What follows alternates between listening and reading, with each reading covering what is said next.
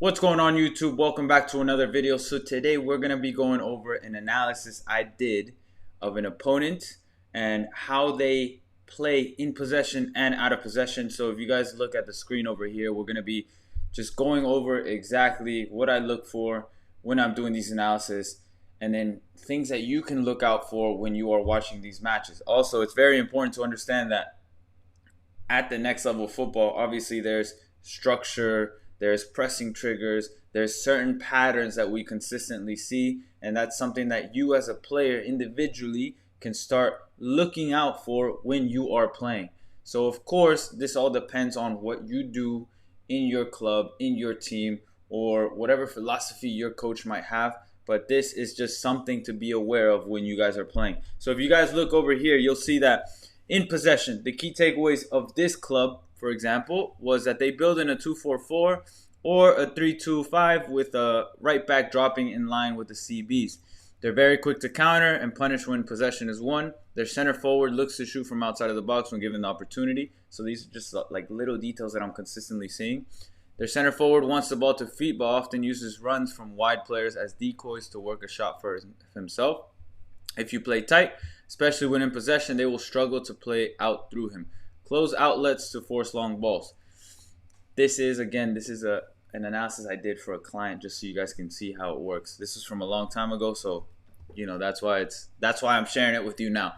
So out of possession, this club likes to play or press in a 5-3-2 with the 8 stepping in to the wide center backs or the fullbacks, or they can press in a 4-4-2 with the right back stepping to join in the midfield. They're an extremely aggressive team when pressing. They jump on any negative pass and counter press with everyone jumping, including the CB stepping into the midfield. Due to their aggressive press, it can often become disorganized with them leaving a large amount of space in between lines. And after the first line of their press is broken, they will leave too high. Make sure you push up your defensive line quickly. Al-Waqara forwards are lazy defensively but quick to counter. So this is essentially how it looks like out of possession. We are focusing on the yellow team. The yellow team likes to press in a 5-3-2, like I said. Boom. If we do that, we could see how one of the strikers, the number 7, will press the CB receiving the ball, forcing them to one side, and then it will move. They will move like this. So the number 10 is the one actually that's going to step out on that other center back in this match. And then you could see how the 10 is pressing, the 9 slightly drops in, the 6 drops in. The 8 is just balancing that midfield out of possession. If the ball does get played backwards, if it's a negative pass, that's when everybody jumps. So this is essentially how it would look like on a counterattack if they were able to win the ball back. Number 10 in possession here, everybody just goes and just presses together. So I just want to show you a few clips here. Focusing on the yellow squad. So you can clearly see there. 1, 2, 3, 4, 5. 1, 2, 3, and then the front 2. Watch how that negative pass, everybody's jumping together, trying to force an error, and that's where the error happens and a chance is created. Almost. So the key thing that I want to point out here, now let's go to this side of my screen, is a couple things here, guys. So you can clearly see, number 1,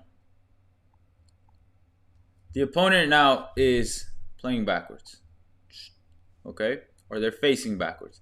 Now, in these moments, that is the pressing trigger for everybody on the squad.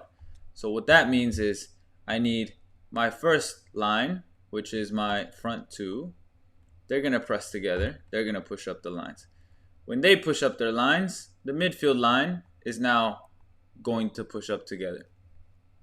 When they push up their line, now the back 5 will also push up together.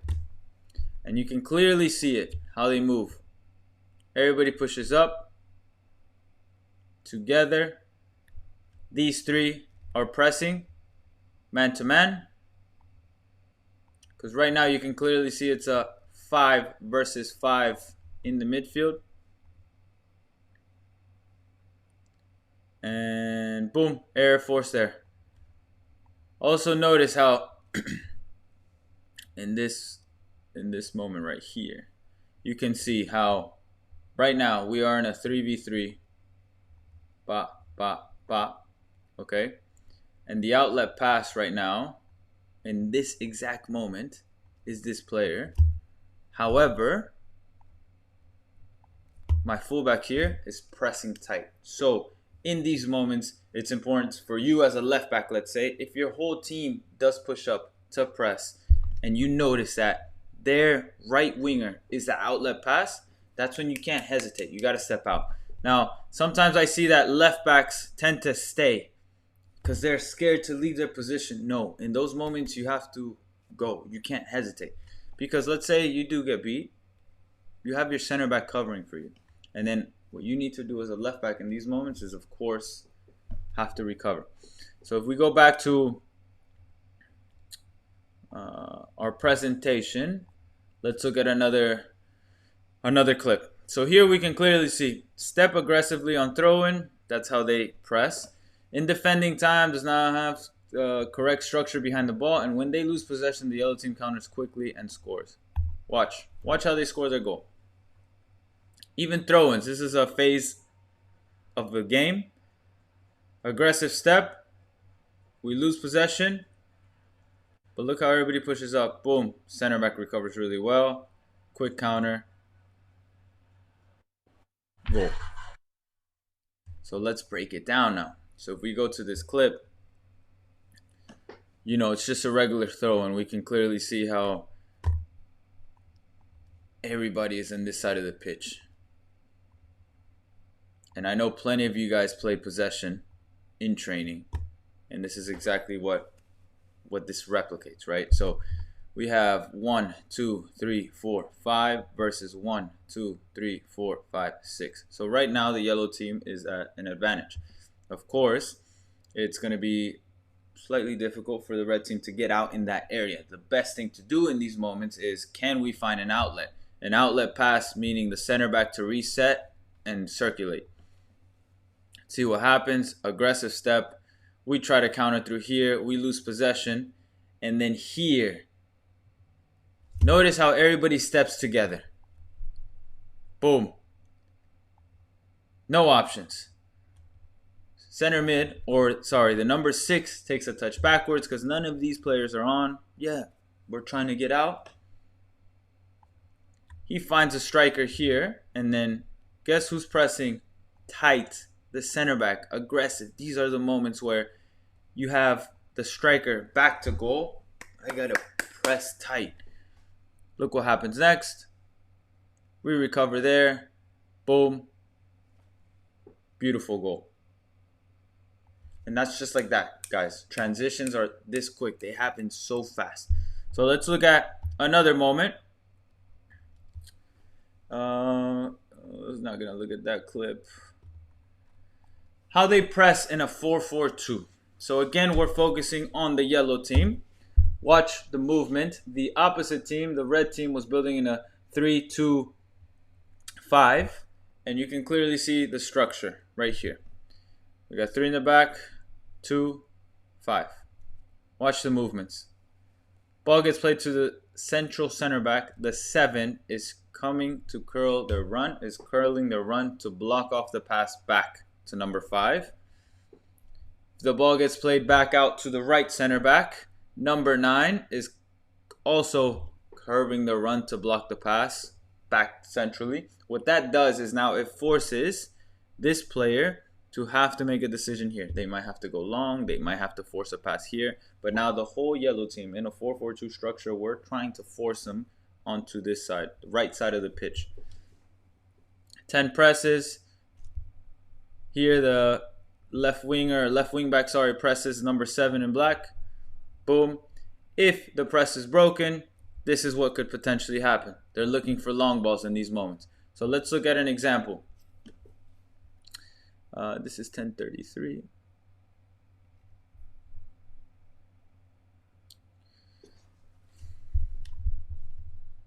We can clearly see red team has a free kick deep in the pitch. Long ball is played.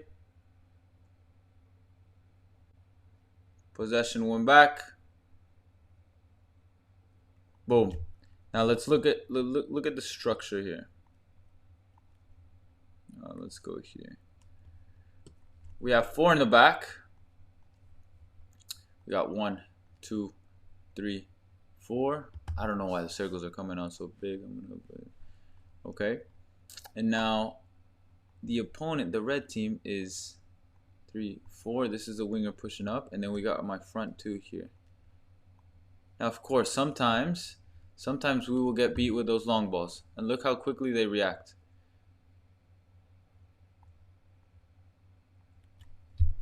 This is the moment where this player now is going to try to pinch out. Center back's tight here. This player is following this player.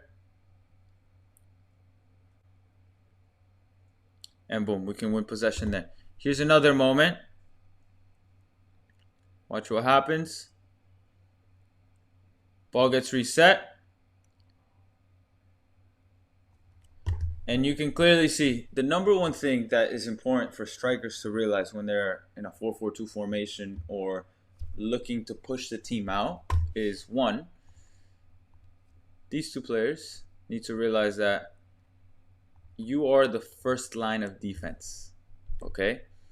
And since you are the first line of defense, you are going to dictate what area or which direction you are going to force the opponent. So, for example, this number 10 was coming in strong, looking to press, but now is going to cover this passing lane. Look what happens next. Center back does a fantastic job here of realizing that, okay, that pass across is most likely, it's on, but let's look to break a line. He's going to break this line here. Watch. And now they get out. Now, what I want you guys to notice here is once that line is broken, these front 2 don't really drop back to work and defend. So now there's a lot of space in between that attacking line and the midfield line. And that space is what the red team needs to look out for to exploit it, to make something happen. And you can see what happens next. Boom, ball played out wide, and now they have to transition. And see how all 8 players, 1, 2, 3, 4, 1, 2, 3, 4, all these 8 players, defensive line and midfield line, are now dropping back to defend, but my front 2 still stay high. Now that is, of course, that's an instruction most likely given by the team. Sometimes I've seen that one of the strikers or the attacking midfielder, they would drop in at least here to eliminate that pass to the 6 so that they can't circulate it back around. But look how all of these players right here in yellow, look how everybody stays compact and together. And remember, if you are that player on the weak side, for example, if you're that left back on this weak side, remember that this player is not dangerous in this moment. Oops. Let me delete all this. Red player right here is not dangerous in this particular moment. What's more dangerous is the central area. If that ball, however, bounces in, boom, boom, boom, I need you to be in this space. Because you would have enough time to shift over if the ball does get shifted over to that wide right winger. Still compact, still compact. Boom, great defending. We win the ball back. And now I want to show you guys a couple things in possession, how they build. So you can clearly see the structure. We have 2, 4, 4. Look how they build. We're focusing on the yellow team again. Center back to center back. Their 9 most likely will cover that passing lane. They were in a 4-2-3 structure. Ball out wide to the left back. That's how they're going to most likely press. Boom. Can we find the 10? Boom. So let's look at an example. A lot of times they're looking to find that number 9, that forward option. So we look at 2140. Let's look at the yellow team's build out. And I will let it play.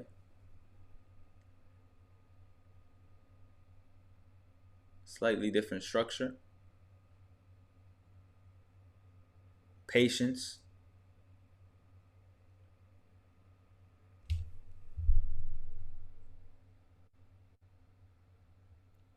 and looking to find that ball into space. Negative pass. Watch how the yellow team pushes up to press. Again in a 4-4-2 structure.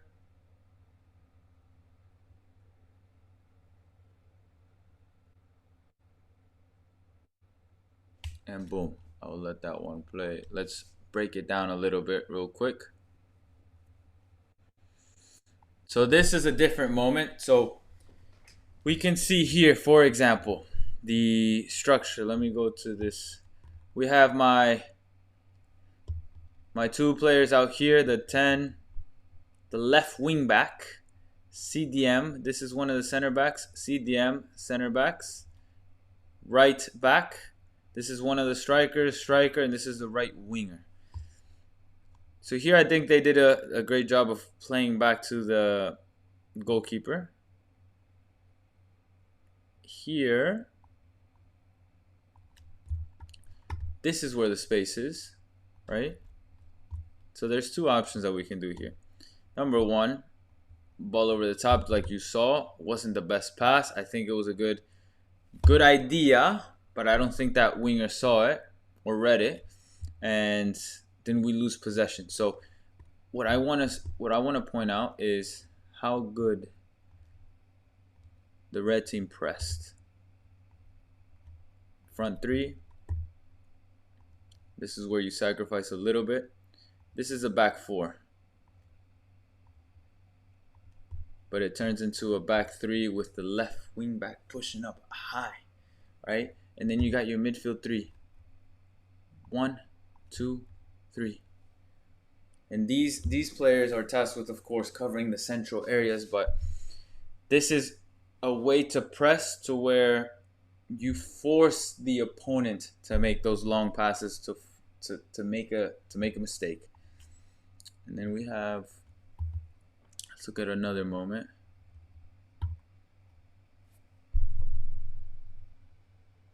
See another build out situation.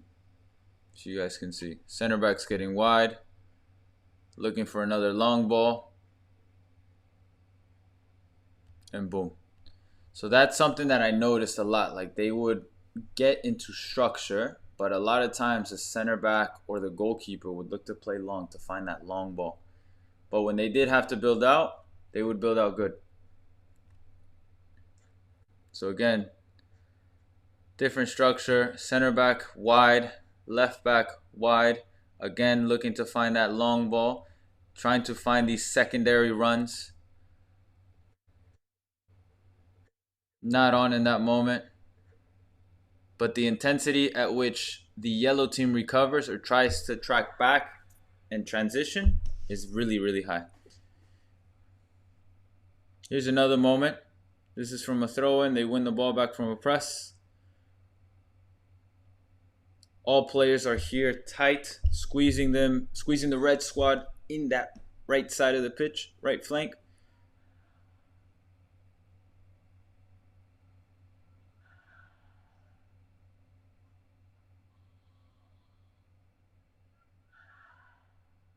Boom. Can we get out? Can we find that open player in the middle? Quick transition. And look what happens.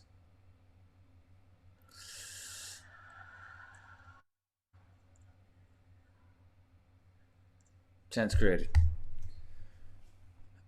Let me go back to that presentation now. So, just so you guys have an idea, that's exactly how I do an analysis. Of course, I just went through it quick because I don't want to spend too much time in this video. We're already 19 minutes and a half in.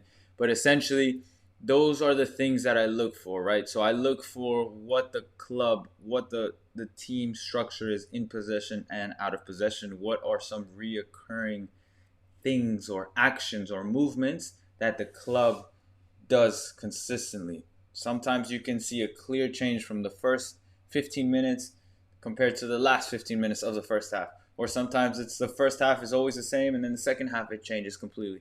But the important thing is that every time you see some sort of movement, even as a player or as somebody watching from the outside, you have to be able to identify that as quick as possible.